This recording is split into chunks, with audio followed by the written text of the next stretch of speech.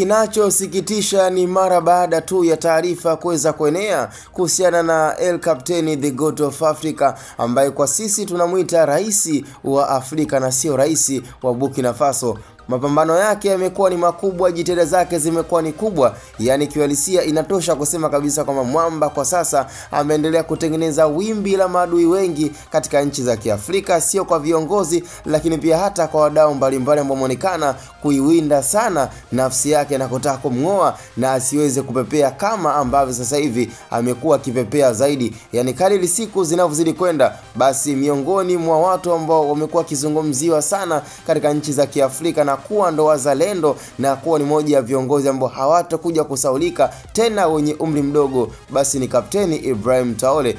Bwana, tumepokea taarifa baada ya kuonekana kabisa kwamba ameweza kufanya maandalizi ya kununua jeneza lake.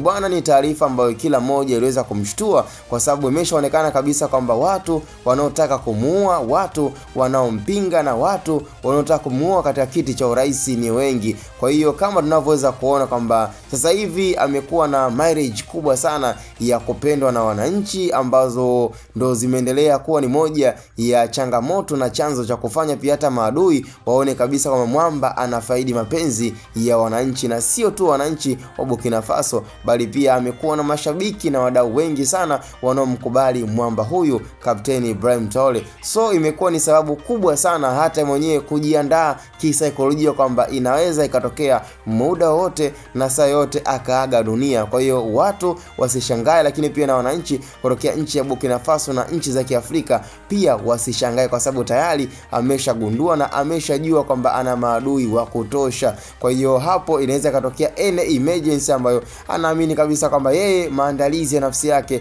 ameshaandaa kile alichokuwa anakihitaji, kwa sababu tayari anaonyesha jitihada na hatochoka, na yote inaendelea kujitokeza kwa sababu amekuwa na maamuzi magumu na amekuwa na maamuzi yasiyo pingika. Yani sio kwa viongozi wa Afrika na viongozi wa nje ya Afrika, bali yeye anachokihitaji na anachokitaka amekuwa akisimamia mpango kazi wake ule ule. Mwamba hayumbishwi, mwamba haendeshwi, mwamba hapelekeshwi. Hii ndo sababu inayomfanya aendelee kuwa na maadui wa kutosha ndani ya nchi za Kiafrika na hata nje ya Afrika, ambao paka sasa hivi tunasema kabisa kwamba huenda muda wowote na saa yoyote mwamba anaweza akatokomezwa, kutokana kabisa kwamba maadui wameendelea kuwa ni wa kutosha. Sema cha msingi tukutane kwenye comment la ili mradi uendelee kuwa nasi na kukaa karibu na taarifa zetu, basi sawa kuweza kusubscribe, kulike na kucomment katika Best Choice Hatuboy Media.